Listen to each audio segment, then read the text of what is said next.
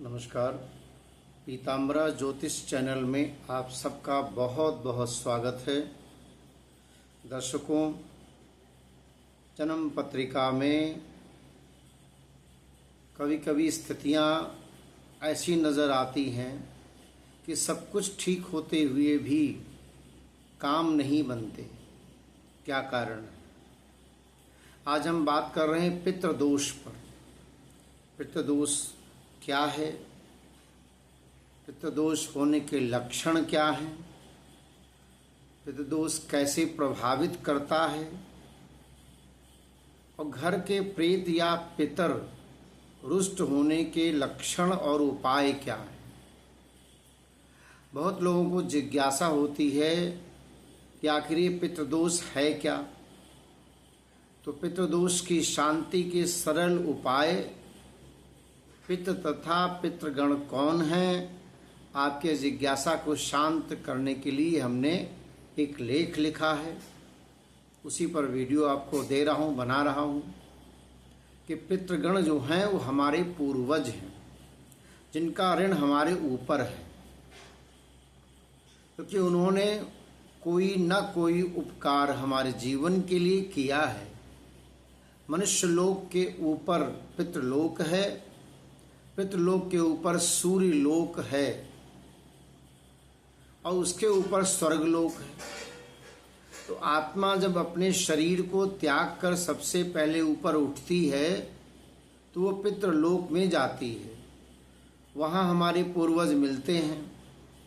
अगर उस आत्मा के अच्छे पुण्य हैं तो ये हमारे पूर्वज भी उनको प्रणाम कर अपने आप को धन्य मानते हैं कि अमुक आत्मा ने हमारे कुल में जन्म लेकर हमें धन्य कर दिया है। आत्मा अपने पुण्य के आधार पर सूर्यलोक की तरफ बढ़ती है। वहाँ से आगे यदि और अधिक पुण्य है तो आत्मा सूर्यलोक को भेद कर स्वर्गलोक की तरफ चली जाती है। लेकिन करोड़ों में से कोई एक आध आत्मा ही ऐसी होती है जो परमात्मा में समाहित हो जाती है, जिसे दोबारा जन्म नहीं लेना पड़ता। ये बहुत कम ऐसे लोग रहते हैं। मनुष्य लोक में एवं पितृलोक में बहुत सारी आत्माएं पुनः अपनी इच्छा वश, मोहवश अपने कुल में जन्म लेती हैं। तो पितृदोष क्या है? पहला ये प्रश्न। हमारे यही पूर्वज सूक्ष्म व्यापक शरीर से अपने परिवार को जब देखते हैं और महसूस करते हैं कि हमारे परिवार के लोग न तो हमारे प्रति श्रद्धा रखते हैं, न ही इन्हें कोई प्यार या स्नेह है, और न ही किसी भी अवसर पर ये हमको याद करते हैं, न ही अपने ऋण चुकाने का प्रयास ही करते हैं, तो ये आत्माएं दुखी होकर अपने वंशजों को श्राप दे देती हैं, जिससे पितृदोष कहा जाता है। पितृदोष एक अदृश्य बाधा है। ये बाधा पितरों द्वारा रुष्ट होने के कारण होती है। पितरों के रुष्ट होने के बहुत से कारण हो सकते हैं। आपके आचरण से, किसी परिजन द्वारा की गई गलती से, श्राद्ध आदि कर्म ना करने से, अंत्येष्टि कर्म आदि में कोई त्रुटि हो जाए, ये भी कारण हो सकता है। इसके अलावा मानसिक अवसाद, व्यापार में नुकसान, परिश्रम के अनुसार फल न मिलना, विवाह या वैवाहिक जीवन में समस्याएं, कैरियर में समस्याएं, या जीवन के हर क्षेत्र में व्यक्ति और उसके परिवार को बाधाओं का सामना करना पड़ता है। पितृदोष होने पर अनुकूल ग्रहों की स्थिति, गोचर, दशाएं होने पर शुभ फल नहीं मिल पाते। कितना भी पूजा पाठ, देवी देवताओं की अर्चना की जाए, शुभ फल नहीं मिल पाता। पितृदोष दो प्रकार के होते हैं, दो प्रकार से प्रभावित करते हैं। एक अधोगति वाले पितरों के कारण, एक ऊर्ध्व गति वाले पितरों का कारण। तो जो अधोगति वाले पितरों का दोष मुख्य कारण परिजनों द्वारा किया गया गलत आचरण, अतिरिक्त इच्छाएं, जायदाद के प्रति मोह, उसका गलत लोगों द्वारा उपभोग होने पर, विवाह आदि में परिजनों द्वारा गलत निर्णय, परिवार की किसी प्रियजन को अकारण कष्ट देने पर पितर क्रुद्ध हो जाते हैं, आपके पूर्वज क्रुद्ध हो जाते हैं, क्रोधी हो जाते हैं, परिवार जनों को श्राप दे देते हैं और अपनी शक्ति से नकारात्मक फल प्रदान करते हैं। ऊर्ध्व गति वाले जो पूर्वज हैं सामान्यतः पितृदोष उत्पन्न तो नहीं करते, परंतु उनका किसी भी रूप में अपमान होने पर, परिवार के पारंपरिक रीति रिवाज का निर्वाह नहीं करने पर वह पितृदोष उत्पन्न कर देते हैं। तो इनके द्वारा उत्पन्न पितृदोष से व्यक्ति की भौतिक आध्यात्मिक उन्नति बिल्कुल बाधित हो जाती है। फिर चाहे कितने भी प्रयास क्यों न किए जाएं, कितने भी पूजा पाठ क्यों न किए जाएं, उनका कोई भी कार्य पितृदोष सफल नहीं होने देता। पितृदोष निवारण के लिए सबसे पहले जानना जरूरी होता है कि किस ग्रह के कारण किस प्रकार का पितृदोष उत्पन्न हो रहा है। जन्म पत्रिका और पितृदोष जन्म पत्रिका में लग्न, पंचम, अष्टम, द्वादश से पितृदोष का विचार किया जाता है। पितृदोष में ग्रहों में मुख्य रूप से सूर्य, चंद्रमा, गुरु, शनि और राहु केतु की स्थितियों से पितृदोष का विचार किया जाता है। इनमें से भी गुरु, शनि, राहु की भूमिका प्रत्येक पितृदोष में महत्वपूर्ण होती है। सूर्य से पिता या पितामह, चंद्रमा से माता या मातामह, मंगल से भ्राता या भगिनी, शुक्र से पत्नी का विचार किया जाता है। तो अधिकांश लोगों की जन्म पत्रिका में मुख्य रूप से गुरु, शनि, राहु से पीड़ित होने पर पितृदोष उत्पन्न होता है। इसलिए विभिन्न उपायों को करने के साथ साथ व्यक्ति यदि पंचमुखी, सातमुखी, आठमुखी रुद्राक्ष भी धारण कर ले तो पितृदोष का निवारण शीघ्र हो जाता है। अच्छा, घर के प्रेत या पूर्वज अगर नष्ट होने की क्या लक्षण है, क्या उपाय किए जाएं? घर में यदि बदबू आ रही है, दुर्गंध हो रही है, कुछ लोगों को समस्या होती है कि उनके घर से दुर्गंध आती है, ये भी नहीं पता चलता दुर्गंध कहाँ से आ रही है। कई बार इस दुर्गंध के इतने अभ्यस्त हो जाते हैं कि उन्हें दुर्गंध महसूस भी नहीं होती। बाहर के लोग उन्हें बताते हैं कि ऐसा हो रहा है आपके घर में, जैसे जाते हैं तो दुर्गंध लगती है। दूसरा कि पूर्वजों का स्वप्न में बार बार आना। कभी कभी आप बार बार मृत्यु प्राप्त किसी घर के सदस्य को स्वप्न में देखते हैं कि आपसे कुछ मांग रहे हैं। शुभ कार्यों में अड़चन होता है। कभी ऐसा होता है कि आप कोई त्यौहार मना रहे हैं या कोई उत्सव आपके घर पर हो रहा है, ठीक उसी समय पर कुछ न कुछ ऐसा घटित हो जाए जिससे रस रंग में भंग पड़ जाता है।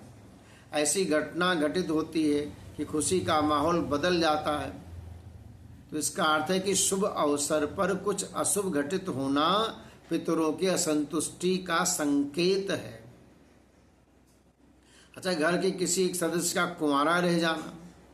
बार बार आपने अपने आसपास या फिर रिश्तेदारी में देखा होगा, अनुभव किया होगा कि बहुत अच्छा युवक है, कहीं कोई कमी नहीं है, लेकिन फिर भी शादी नहीं हो रही।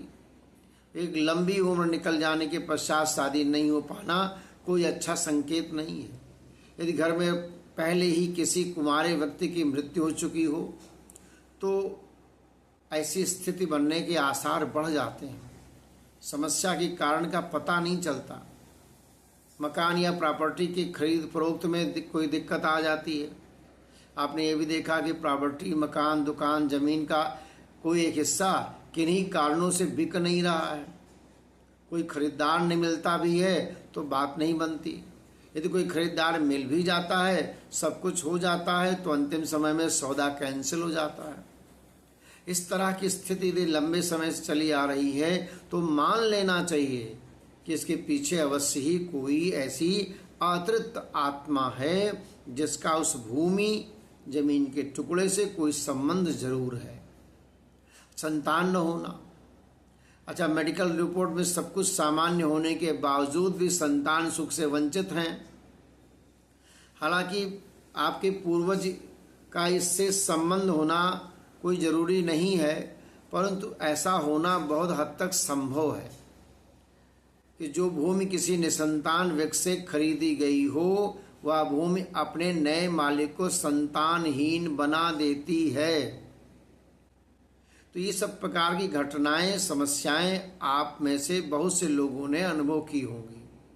उनके निवारण के लिए लोग समय और पैसा नष्ट कर देते हैं, परंतु समस्या का समाधान नहीं हो पाता। क्या आप हमारे इस वीडियो को सुने, प्रेरणा अगर मिलता है इसमें, तो अपने कमेंट्स भी जरूर लिखना। हम निवारण भी कुछ बता रहे हैं कि सामान्य उपाय में षोडश पिंड दान, सर्प पूजा, ब्राह्मण को गौदान, कन्यादान, कुआं, बावड़ी, तालाब बनवाना, मंदिर प्रांगण में पीपल, बरगद आदि देव वृक्ष लगवाना, विष्णु मंत्रों का जाप आदि करना, प्रेत श्राप को दूर करने के लिए श्रीमद् भागवत का पाठ करना चाहिए।